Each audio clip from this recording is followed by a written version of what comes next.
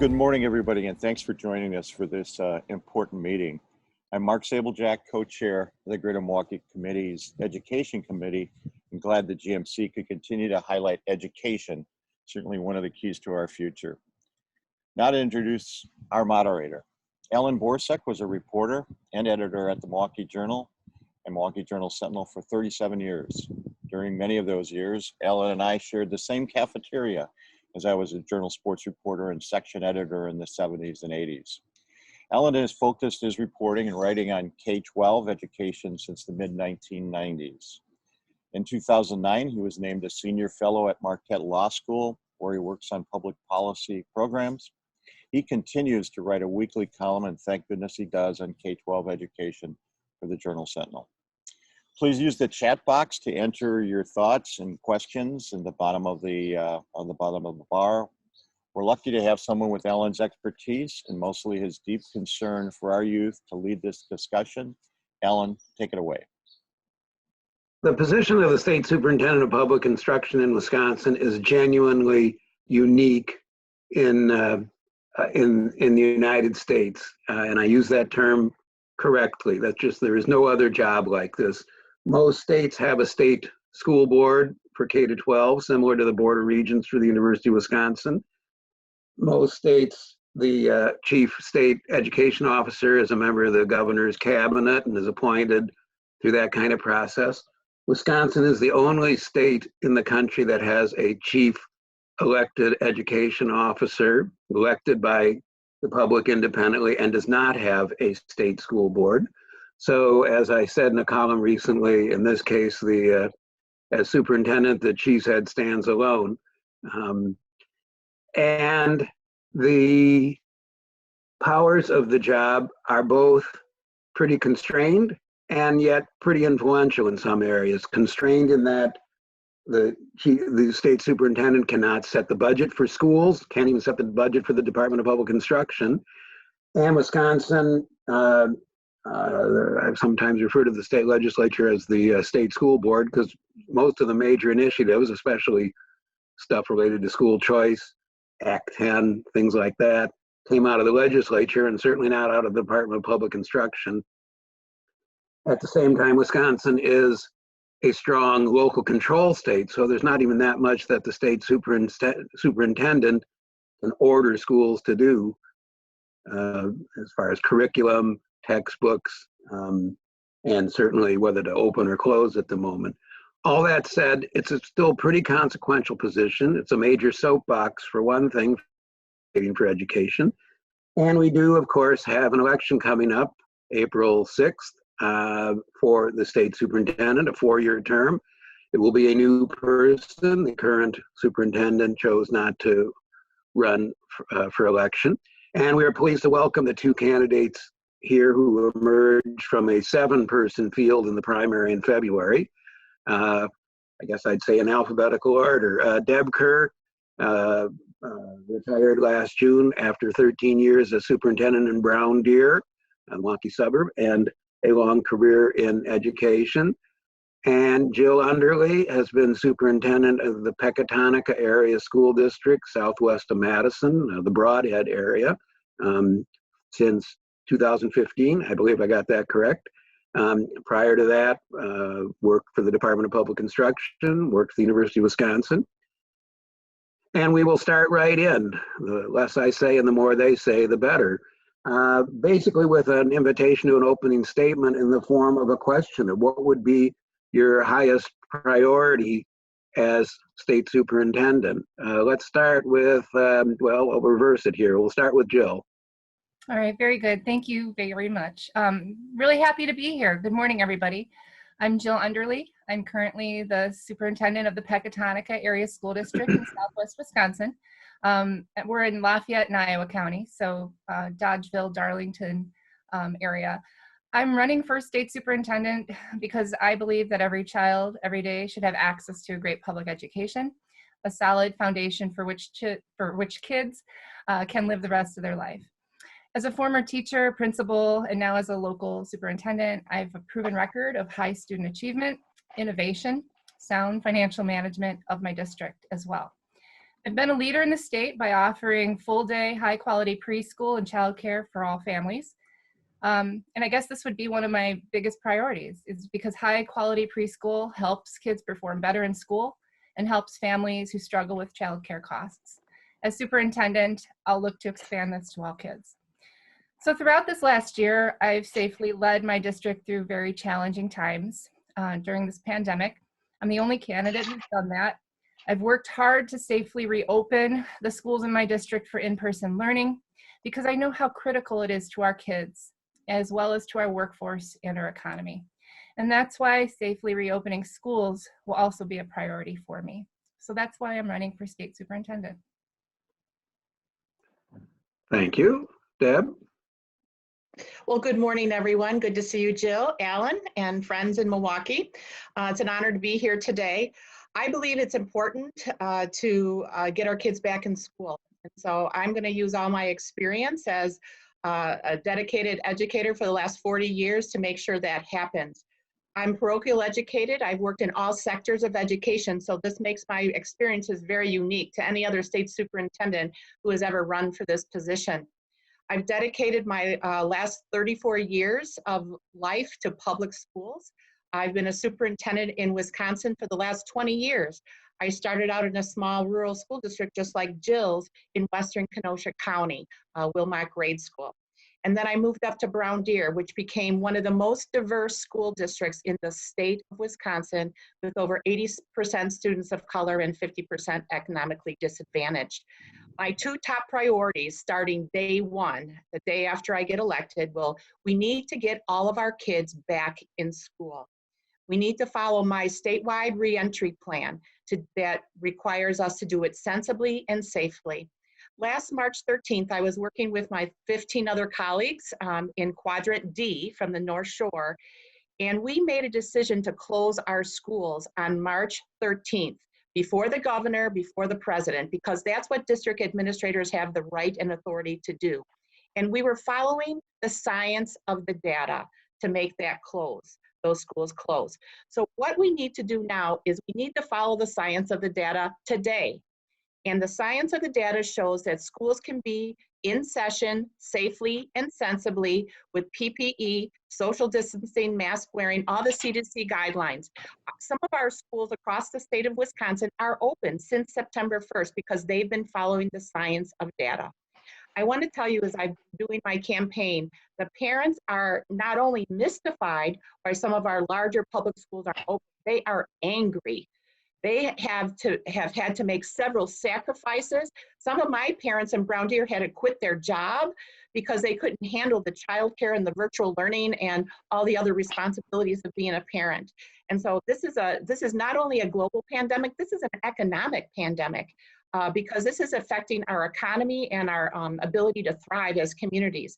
And so my second priority is catching up and accelerating learning for all. We need to learn from our Wisconsin schools and the schools across the country that have been already open. We know that the research is showing that some of our kids are going to be over 1 year behind. And we already knew that there were many, many inequities, especially in Milwaukee, that we need to deal with. So my top two priorities, get us back in school and catch up and accelerate learning for all kids.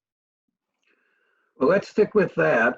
What needs to be done? It's looking more promising for teachers to get back into school in person, given the acceleration of immunizations. And so let's assume most schools, including the 5 largest districts in the state that have been effectively entirely virtual for a year now, but let's assume they're going to be back in by, say, mid to late April. What needs to happen at that point over the summer, going into the next school year? The governor, I see, is talking about starting school early. I did a session with the superintendent of Milwaukee Public Schools for the law school the other day. They're accelerating their summer school plans. What would you, as state superintendent, advocate to try to make up for lost time? Let's start with Deb this time. First of all, the 5 largest school districts across the state, Green Bay, Madison, Milwaukee, Racine, Kenosha, they have the highest percentage of minority children, Black and brown children and families across the state. Kenosha is the only district that's been in a hybrid model. However, all the other students across the state, 70% of the white students have been in session. And so this is a really serious issue that we need to deal with the COVID slide and all the other inequities that have been occurring. And so as the state superintendent, I would be very hands-on approach to helping these schools get back into session. I would use our local regional areas. They're called CESAs, and I'm not sure everybody knows what a CESA is, but it's a cooperative education agency. There's 12 of them across the state. I would put my staff, my team, in all the various CESAs to help support any of those schools who need to come back and come back successfully. We also realize that those largest school districts might need more support. As a state superintendent, I would also be very hands-on. We'd be starting with weekly communications about all the information coming down from the federal level about federal funding. We understand that our administrators have been slow to access those funds because they haven't been given guidance on how to get those reimbursements and what does that mean long-term. And so we need to have weekly communications, whether it's a YouTube or a Zoom. I want to make sure that everyone knows that the state superintendent cares about what they're doing and that we need to work together as a team to solve this problem. We need to make sure that the DPI becomes a customer service agency that's responsive to the needs of its customers, and that's all the school leaders and educators across the state. And so we need to share what those best practices are, make sure the DPI has a list of resources, and work with those CESA directors because they've already been working with the local schools, and they have lists of resources and PPE and supply chains that will make sure that all of our schools can open sensibly and safely. So we need to make sure that all of our members, all of our stakeholders have the support they need to open safely and sensibly. And if that means making sure vaccinations are being given at their school, we need to make that happen. I have an example of a recent situation just in the North Shore where the school district has 250 employees. The health department gave them 17 vaccinations. That's unheard of. This is not the Hunger Games and survival of the fittest. We need to make sure there's a systematic plan on how to get all of our teachers and educators vaccinated. Thank you. Jill, what would you do to help kids rebound from the past year? Yeah, absolutely. Excuse me. I know the value of in-person learning. It's better for our kids. It's certainly better for our parents and our economy as well as our communities. That's why I've worked with our community and our teachers and our school board to have our school open. Everybody wants the schools open. The students want to be in school. They want to see their friends. The teachers want to teach in person. Families and parents, of course, want their kids in school too, because it's critical that our kids are back in school. As I may have shared in my opening, my schools have been open basically this entire year because we were able to do it safely through social distancing. But for many districts with crowded and aging facilities, social distancing is simply impossible. And in those cases, we need to vaccinate teachers. Starting earlier this week, teachers were eligible. My teachers in Lafayette County are being vaccinated today. So finally, we're on the road, I think, to some optimism here. The next challenge, as alluded to earlier, will be to help kids catch up. And I'm ready to lead on day one to make sure that we put equity first and get kids the resources that they need to succeed. And as a parent and as an educator, of course, I'm worried about this past year where kids are. However, I'm more concerned about their mental health, their isolation, their anxiety, and how we could fully help them recover from those feelings. But academics, yeah, sure. What needs to help kids, recover from what is lost, more summer school programming perhaps, but I think we need to take into account that this past year has been very difficult for our students and their families. And I think it's important that they get a summer break. I do support moving up the start date earlier so that students have access to in-person learning sooner. Excuse me. All of that said, I mean, there is still local control, and these are district by district decisions for what is offered. But I've had lots of conversations with parents, and the reality is that a lot of parents don't want to be tied down to school this summer. They want to take their kids and visit family or have experiences together that they've missed out this past year, such as visiting grandparents who may have just gotten vaccinated. So closure is complicated. As I shared, we have in our largest school district, we have the oldest school buildings as well. They have outdated HVAC systems. Larger districts can't physically distance. And so yes, the largest school districts will need more support. They will need more resources and financial support to help upgrade their facilities, to get more funding for custodial and cleaning, PPE, and supplies. I also support expanding opportunities such as camps, as well as after-school programming this upcoming year. Let's stick with the point that was raised just now of the social and emotional situation of kids. Even before the pandemic, this was a growing and urgent issue. It must be 3 years ago, I called one of the administrators of a statewide education organization. I said, what would be a good district to call to talk about how urgent mental health issues for kids are? And he said, any. And so what could you as state superintendent do, both pandemic related and more broadly, to advocate for the social, emotional needs of kids? Let's see, I think it's Jill's turn to go first. Yeah, absolutely. As your colleague alluded to, I mean, there's a shortage of mental health professionals, particularly in rural and urban areas.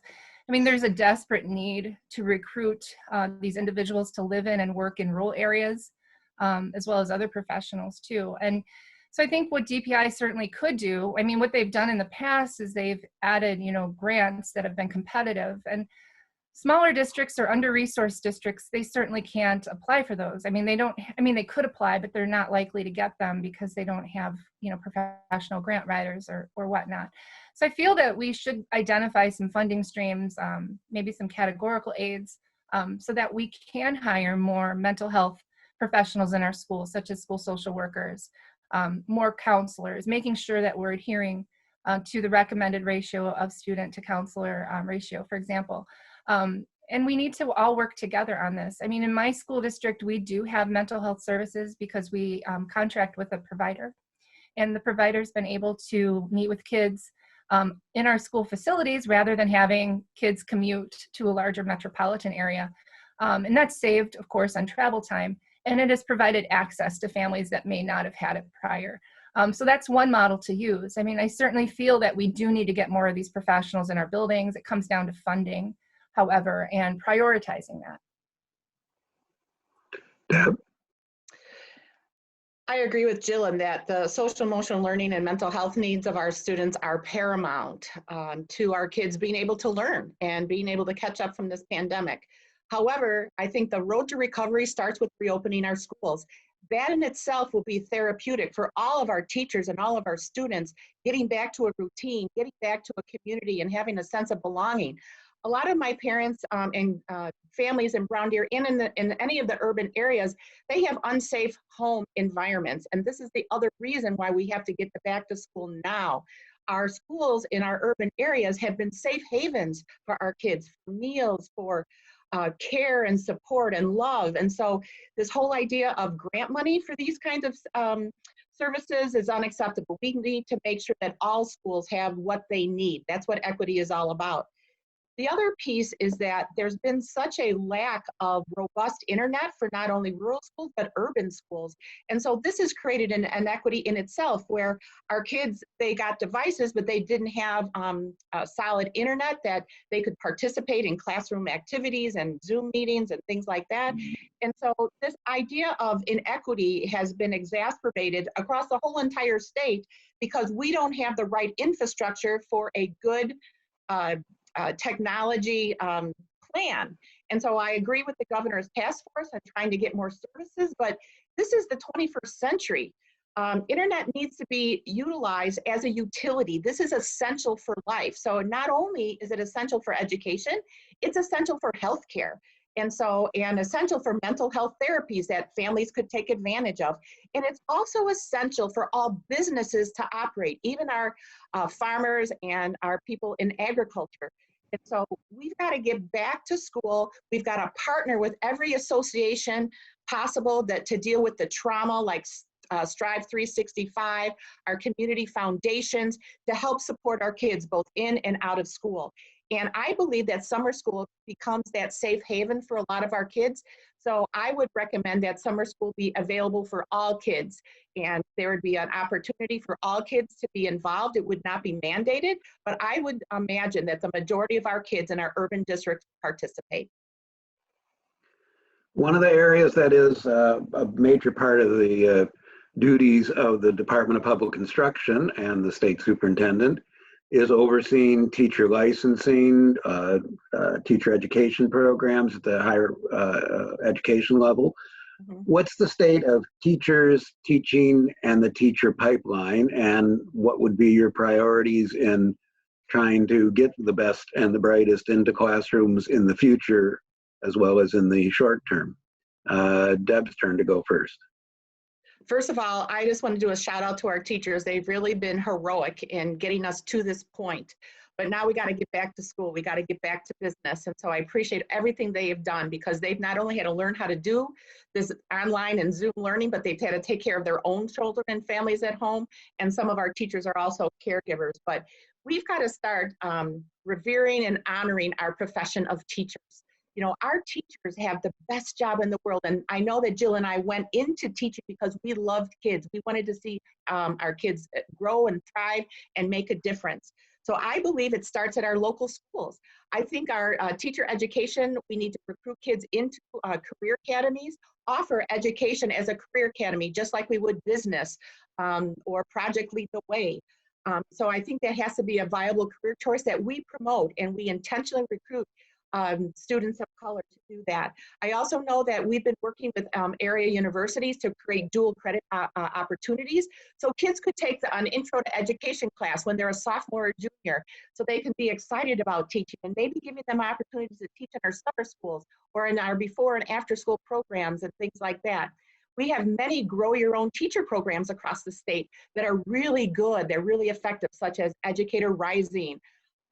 And we have one that we partnered with Concordia University called Project Invest, where we selected paraprofessionals to go through a program, and we not only paid for their coursework, but we also paid for their time during student teaching, because what we've learned is that has become a barrier for some of our aspiring teachers. And then the final piece is I've been involved with the UW System for Advancing Teachers and Leaders task force.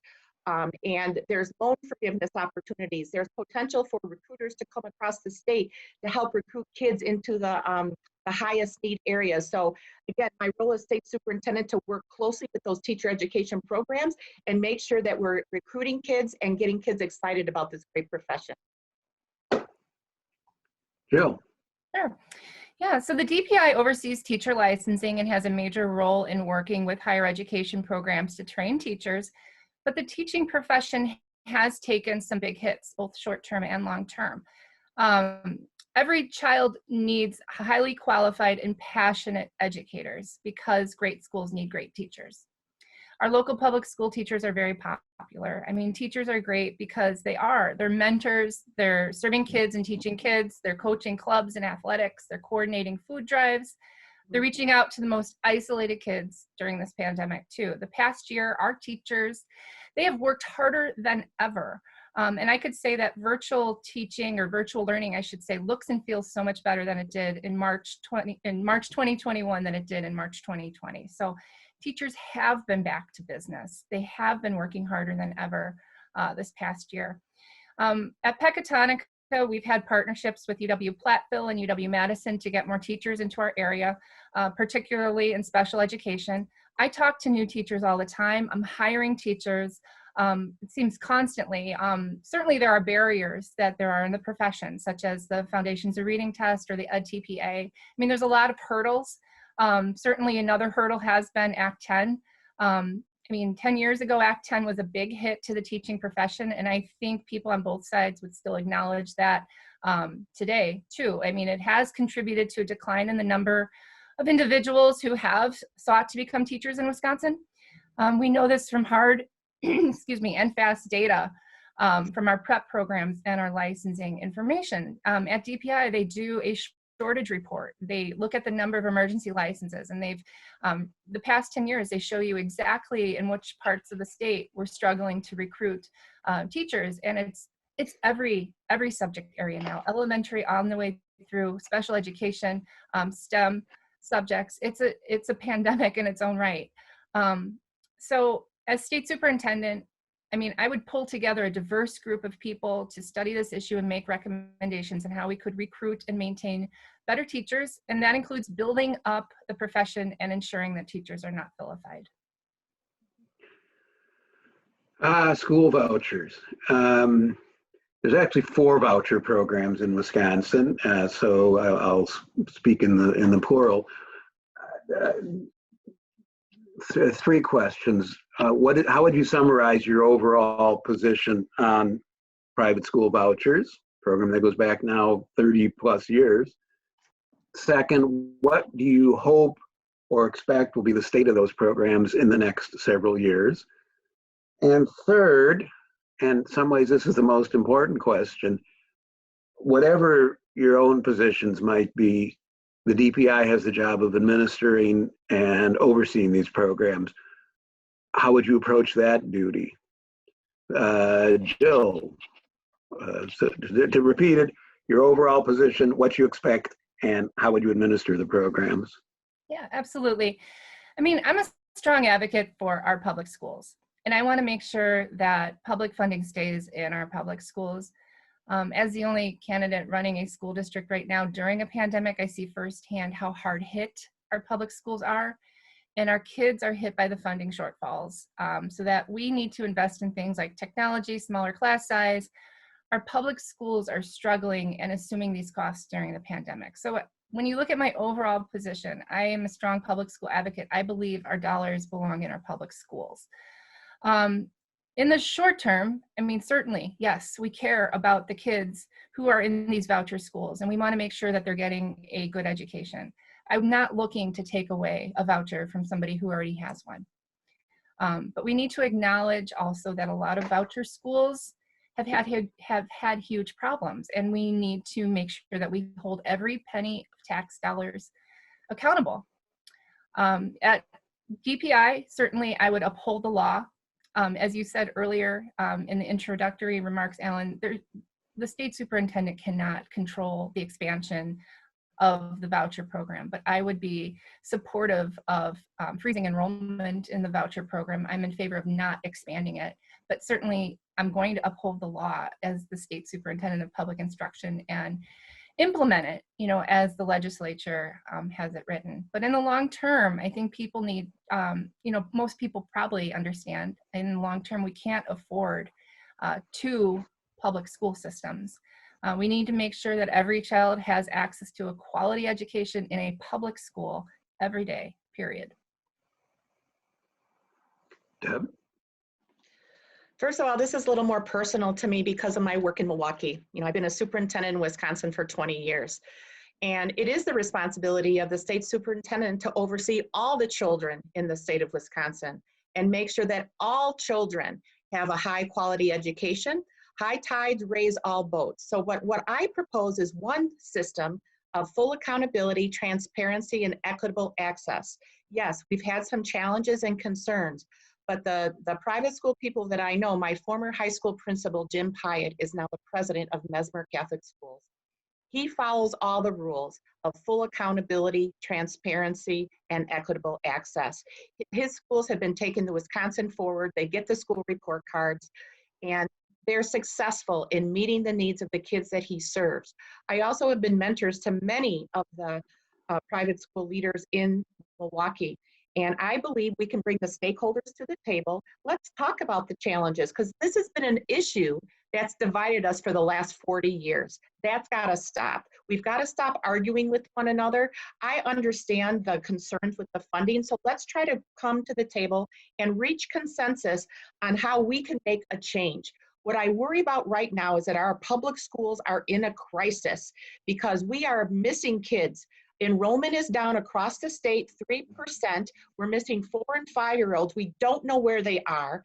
And in the next 4 years, these caps are going to be lifted because that is the law. And so I want to work with people on both sides of the aisle to say, what is fair? What is equitable? What are we going to do to make sure that we serve all children in our great state of Wisconsin? And just to make clear, as far as administering the law, you would do that faithfully? Absolutely. I've Okay, been just want to be committed. clear on that. It's a very, Sorry, there's never been a state superintendent who actually supported the voucher program. I know. Going And back that's to why, John Benson right, and Libby Burmaster really bad and word certainly master. Tony. Mhm. But nonetheless, they've all been tasked with actually overseeing it. Exactly. Speaking of that, we got this situation in the state capitol where everyone gets along just fine, and they all work in the best interest of the public, right? Supposed, A little bit of partisan divide over there. yeah. And as the state superintendent, you would have to work with the Democratic governor as of now, and Republican majorities in both houses of the legislature as of now, and a lot of people who, frankly, don't like each other very much. Mhm. What would be your approach to dealing with all those folks in the Capitol? Deb, it's your first round here. What makes me unique for this job is that I have been an elected president of our State Superintendents Association. And so as that president in that role for 3 years, I have worked closely with Governor Evers when he was the state superintendent. So we have a good relationship. The other piece is that I've also worked at the national level as elected president, serving over 13,000 members across the country. And I have met with people at the federal level, Congress people. I know how to work the Hill and where to go. And our Wisconsin people are wonderful to work with on both sides of the aisle.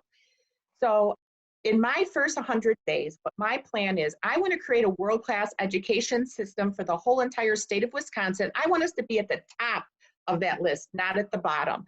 And to do that, we're going to need to work together. We're going to have some kind of consensus and some kind of relationship that we can speak our truth. And so I have great relationships with people on both sides of the aisle right now. And I do realize that we have divided government. It's going to take time, but I want to renew and refresh the relationship between the state superintendent and the legislature. So in my first 100 days, I will meet with each legislator with my education team and outline, here's our vision, here's how we're going to accomplish that, and what kind of policy can we work on together to get some quick wins and make sure that we're serving all the kids in Wisconsin. Because I think this ongoing communication is going to be critical, and I'm willing to also do a weekly communication with all of our legislators because I want to become their educational expert. And I want to be able to impact and influence change. Jill. All right. I care a lot about personal relationships, and that's how I would approach it from day one. As superintendent, I'll work with anyone, Republicans or Democrats or independents, to improve schools for our kids. I currently do that right now, working with my school board. My school district is represented by 2 Democrats and 2 Republicans in the legislature as well, and I work with all of them. And they all talk to me, about policies, and we have a really great working relationship. I do agree with and support Governor Evers' budget proposals for our schools, but there's a divided government now, as you said, Alan. And that means that both sides need to come together to work together on public schooling.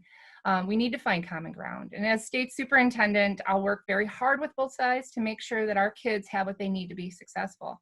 I have a great relationship with Governor Evers. He was my favorite boss when I was at DPI under his first term. And we have a lot in common when it comes to education policy and wanting what's best for our kids and our communities.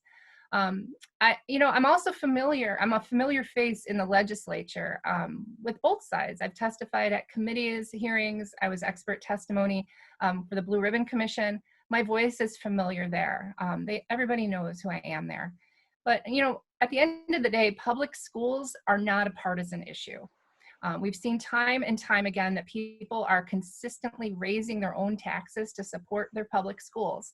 And I would be a champion for our public schools, and I would work very well with our legislature. I'd work hard with them or with anyone at the time to help and improve our public schools. We're going to have to work together. We're all in a divided government, and we have to find some common ground. We all want the same thing, great public schools, and I reject the fact that Republicans and Democrats cannot work together on this. I would lean into developing relationships with both sides. I have a strong reputation in the state of Wisconsin as someone who works well with others to get things done. I'm on the executive board for our State Superintendents Association. I'm very active in the Wisconsin Rural Schools Alliance. So statewide, I'm a very familiar voice as well. And I'm excited to bring that perspective to DPI. You know, as I said, I'll work with both sides. We all want the same thing, strong public schools. I sometimes have referred to Milwaukee as the state capital of education issues. It's just so urgent. The performance gaps statewide, but especially in Milwaukee, are so enormous, among the worst in the country. What would you be able to do for Milwaukee, both Milwaukee Public Schools and all the kids who are not in Milwaukee Public Schools? It's approaching 50-50 in the city of Milwaukee these days. What would be your overtures or plans for Milwaukee? Jill? Yes, thank you. You know, I believe that every child every day deserves a high quality public school education. And right now we're not seeing that. We need more programs that help all kids, especially programs that are proven to boost opportunities. Programs like early childhood programming, affordable childcare, and access to full day 4K. We need passionate teachers in all our classrooms. We need mental health access in all of our classrooms and schools. We really need to do something about our funding formula.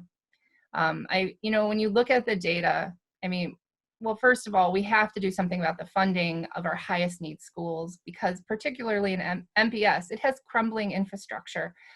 You know, when you look at the buildings, their average age is 85 years old, and then you just leave the county or you leave the area and you go to suburban schools and you see these beautiful buildings. And I feel for these kids and these teachers who can't have that.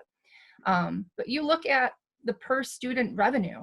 You know, I'll just say, you know, for example, MPS's per student revenue limit is $2,000 less than some of its neighbors, like in Brown Deer. And we know that when it comes to achievement, that the best resource schools have the best achievement, and that correlation is true for the poorest districts. When you don't invest in your kids, or you don't invest in your facilities or your teachers, their achievement is not going to be as high. So we need to do better for all kids. And funding MPS and improving the situation would be one of my highest priorities, because it's not just an equity imperative, it's a moral imperative. Deb? Milwaukee has been my home for the last 13 years. I would be the first state superintendent to represent the values of Milwaukee and the community as a diverse community, one that celebrates its rich cultural heritage, and I think that's really important. Madison has represented the state for too long, and so that's why it's important for me as the next state superintendent to be very hands-on. I would set up my office to be in Milwaukee, to be very visible and make sure that everyone knows that I'm supporting all the great work that they are trying to do to raise achievement. But let's face it, Milwaukee's had a lot of challenges, lack of resources, or perhaps lack of alignment of where to put the resources to get the best results. And so I would look at it as a continuous improvement model, is how can we put the right resources in the right places and measure the right goals to get better outcomes. And I would start that by making sure all the programming that has been happening through this pandemic continues to expand and thrive. So what I'm talking about is we've got Metcalf Elementary, who under the leadership of Jackie Hurd Barber has implemented some very intensive tutoring and mentoring programs. Those are the kinds of programs that we need to expand across Milwaukee County, and those are scalable and don't cost a lot of money. We have to make sure our young people like coming to school, that they are passionate. And so I have a program called Our Wisconsin Promise, where we will know each student by name, strength, passion, and need, ready to graduate into a future that they choose. And so there's a strength-based pathway for all children, and that needs to start at the elementary grades, making sure that kids see people who look like them, that are engineers or attorneys or doctors or teachers, so that they can aspire to something that they really care about and I want to learn more about. It's a Gordian knot problem in terms of achievement, but I believe it starts with the science of reading. And I know that the DPI right now is working with the largest districts, including Milwaukee, across the state, on how to implement a different kind of literacy program that's more targeted, more research-based, provides high-quality staff development, not only for teachers, but for principals. Our principals need to have the support of how to coach and observe their teachers and make sure that they have the resources. And so again, if we all want kids to read by the end of 3rd grade, we have to have the metrics and the milestones before that, not just leave it to chance. And that's what's happened, not only in Milwaukee, but some of these other large urban areas. And so I would work with the legislature to create policies that would give it some incentive for teachers to make the changes in the science of reading so that we can all learn and grow and thrive. And I believe Milwaukee deserves to have a larger voice at the state level. And that's why I want to be the next state superintendent. I'm going to ask just 1 or 2 questions, I hope, as important as they are, with brief answers, and then we're going to take questions that have been posted by participants here. Following up and picking up a little bit on what Deb was saying there, I think all of us should be driven crazy by the state of reading proficiency, especially among low-income and minority kids, and especially Milwaukee, where both private and public kids overall, the last time there was testing, still hang, as it has for many years, has hung at 20% who are proficient or advanced, which means 80% are not at all grades. So Deb, if you want to expand a little bit on what you're saying, what could you as state superintendent do about reading? And I want to get Jill's views on that, obviously. Yeah. So Deb, you go first. Wisconsin has been on the list of having the worst achievement gap between Black and white students for the last 10 years across the country. Okay. Wisconsin is dead last in early literacy for Black and brown students, and all of Wisconsin's kids are underperforming in those areas. So we need change. We need urgent change. So we need to make sure the resources are committed with this reading roadmap that my team and I have designed to make sure that we get growth and improvement from the very beginning. These are evidence-based policies and practices that will help us connect the dots between what is needed in the classroom and giving these kids the opportunity. I also support investment in birth to 3 programs, making sure our Head Start programs have the funding that they need. I was just talking with the Kenosha Achievement Center last week. They have other barriers too about providing quality childcare. And so I really appreciate that the Biden administration is giving money for parents that they could have reimbursement for childcare, because that's kept some of our parents out of the workforce. I also believe it's important to continue to measure and let people know about the growth of our improvement when it comes to reading. But I also agree with Jill in that our early childhood experiences need to expand. I started 2 4K community programs, one at Wilmot Grade School and one in Brown Deer, that have trained thousands of scholars. And we need to start closing the gap before it starts. And so that means a coordinated effort with our community foundations from birth to 3 and then 4 and 5K to make sure that our teachers are supporting parents as they become new parents, that they're socializing with other parents, so they become like a community of learners, of parents to support their kids. And so it's this whole community approach, you know, from cradle to career, that we need to focus on, because it just doesn't happen by chance. And so we have to have very much intentionality to make sure that we are coordinating all these community programs to get the most success for all of our kids long term. Jill. Right. So yeah, as a parent and as a school administrator, I know how important it is for our children to know, you know, and to be proficient in reading by the 3rd grade. I want to disrupt the systems of inequity that have led to gaps and opportunities. Calling, you know, for example, it an achievement gap puts the responsibilities on our students, and it's really an opportunity gap, and it puts the responsibility on us where it belongs. So in my school district, we expanded preschool for all kids, which expands opportunities for all kids and families, and we need to do that for all kids. The intention in our school district was to keep kids in, because we had a lot of, we have declining enrollment, and we had open enrollment issues as well. But what it did is it kept families in our school district, and it also improved achievement in reading and math for our kids. And we need to do that for all kids. It provides a strong start academically and socially for our kids. In addition, we need to recruit and retain the best teachers. We need to get mental health access for our kids. All of these things lead to better academic achievement. And I feel that we need to provide these opportunities for all our kids, especially our kids in our highest poverty schools. I also know that the schools with the most resources can provide the most opportunities, and as a result, also have higher achievement scores. So we need to provide more resources to MPS and schools like MPS because it's vital to their economy. We need to improve their economic options after high school. And if we raised the per student revenue in MPS to be on par with its neighboring school districts, I bet we'd see improvement. There's a strong correlation between resources and student achievement. But again, it's about providing students with opportunities that they need to get a strong start to be successful for the rest of their lives, for full day 4K, high quality early childhood programming, affordable access to childcare and after school programming. We need to ensure that we have great teachers, those that are trained in reading and literacy as well. And at DPI, I would certainly work with CISAs to implement a statewide literacy framework. So improving literacy begins with early childhood education, including providing mental health and wellness access to all kids and staff. And we should utilize equity audits to analyze school district practices that are racist and biased and replacing them if necessary. Through equity audits, for example, we can ensure all kids have access and thrive in a rigorous academic environment. Kids need to feel safe and be safe. They need to be well cared for, well fed, and then they can learn. So I believe the goal, of course, with literacy is comprehension, and that we can get to this goal through instruction.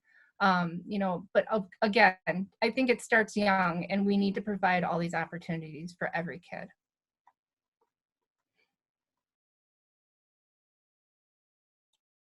It appears Alan may be frozen right now. So let's take a second and we can look through some of our audience Q&A, if that's okay. Our first question submitted by John Kersey is, what are your plans to elevate to the status of teachers to attract more people to the teaching profession? Is it my turn, Jill, to go first? Or is it yours? Let's start with you, Deb. Okay, thank you, Heather. Thank you. Well, first of all, as I said, we need to honor and revere our teachers. It's the greatest profession in our livelihood. And I want to make sure that we have the best and the brightest people working in our schools to offer the highest quality education. And so I've already reached out to the Wisconsin Public School Relations Association because I think we need to rebrand and re-image our teaching profession because we want to attract and retain our current teachers. And so what that will look like is that would be a statewide communication plan talking about all the great stories that our teachers can talk about why they became a teacher, and hearing from our students about how a teacher made a difference in their life. I have always promoted the profession of teachers, even during Act 10, because I come from an education family. I believe that education is the best profession ever, and that's why I want to continue in this role. And so I do believe that we need to revere our teachers. I'm also very interested in doing a compensation study across the state, because as I traveled the state, I learned that there are many districts that have just a great disparity of starting teacher salaries from our different communities. And I want to make sure that our teachers are compensated well. And I know that other governors across the country have implemented increases for teacher salary. And so I would work very closely with Governor Evers to do just that, because again, our teachers deserve to be paid as professional. They need professionals. They need professional development that's high quality to continue to improve the art and craft of teaching. And I want everyone to honor our teachers, because I think after this pandemic, I think teachers have a more profound appreciation of who they are and what they do, because they do more than just teach content area like reading or math. They teach our young people how to be good kids of character and how to be good citizens. And so I would work with all of our state associations to elevate and promote teaching as a great profession. As far as my platform is concerned and my own feelings, excuse me, on the teaching profession, we need highly trained, passionate, and compassionate teachers in the profession. I don't know how many years ago it now was, maybe 6 or 7 years ago, but Dr. Kerr called Act 10 a gift to schools. And I disagree with that. I mean, we need to look forward to how we can get more people into the teaching profession.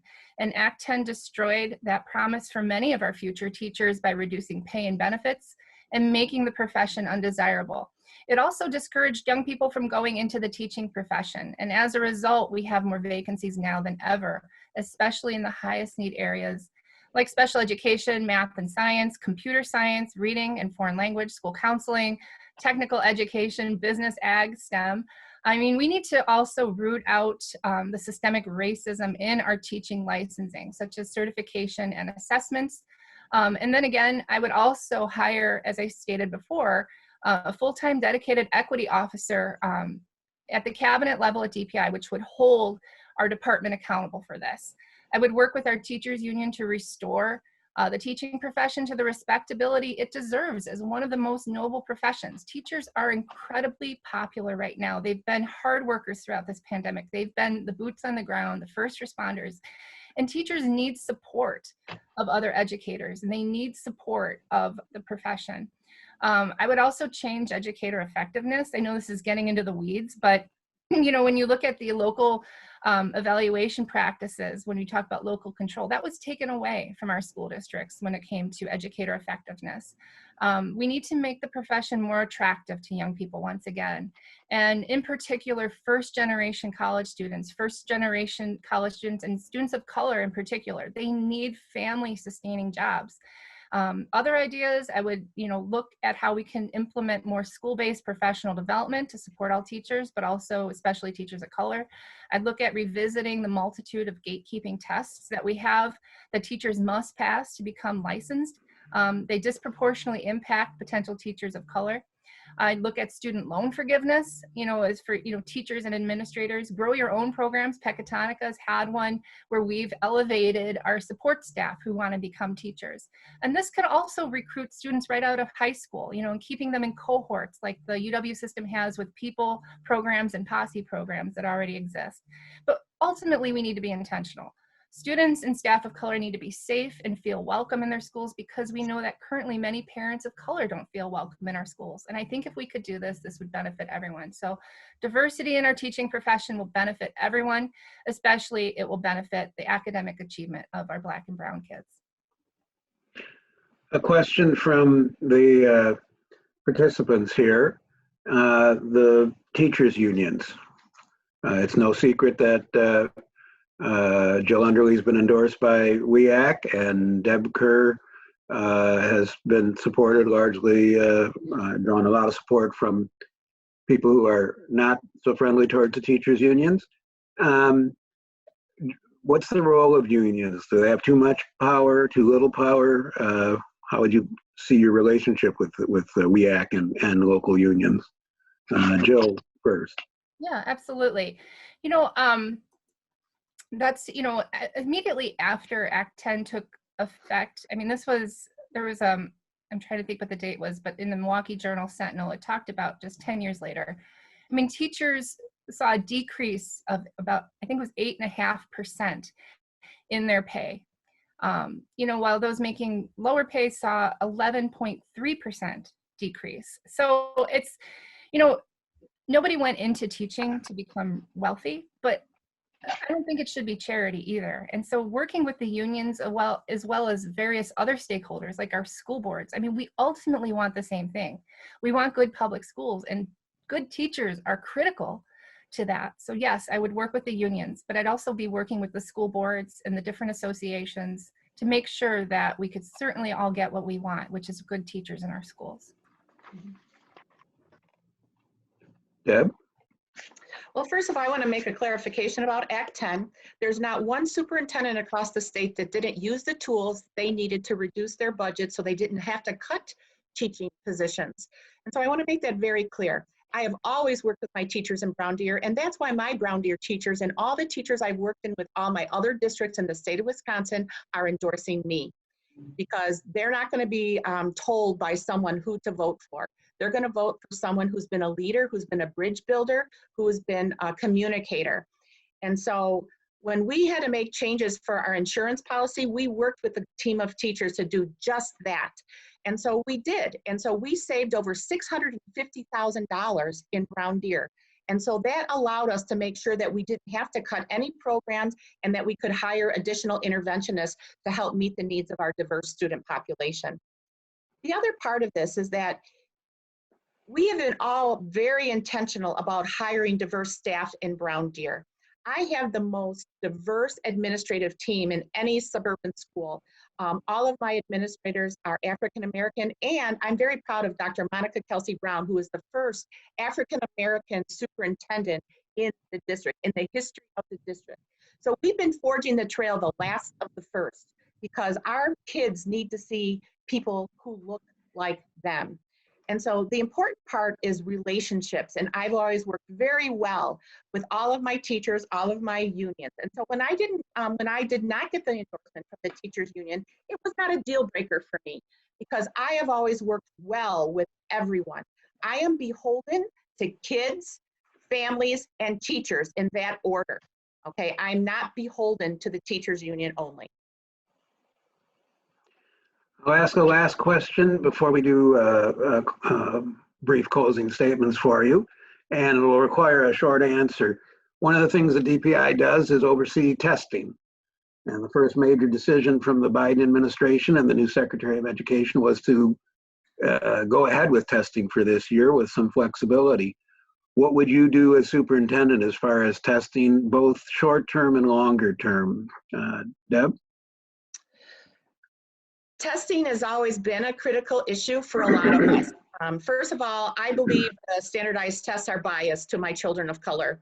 And so I want to change the whole testing system so that we have a better test that gives us more accurate data and more timely data. So this year's tests are not going to be used for accountability purposes with state report cards, but we do need to be accountable to the public and to our school communities who have invested, and all of our taxpayers who have invested so much in our educational program.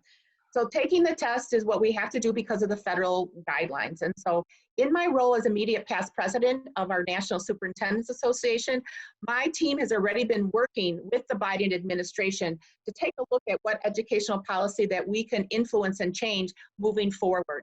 As I put the choices and the professionalism in my teachers choosing which targeted assessments are needed to determine where our kids are right now, because we need that.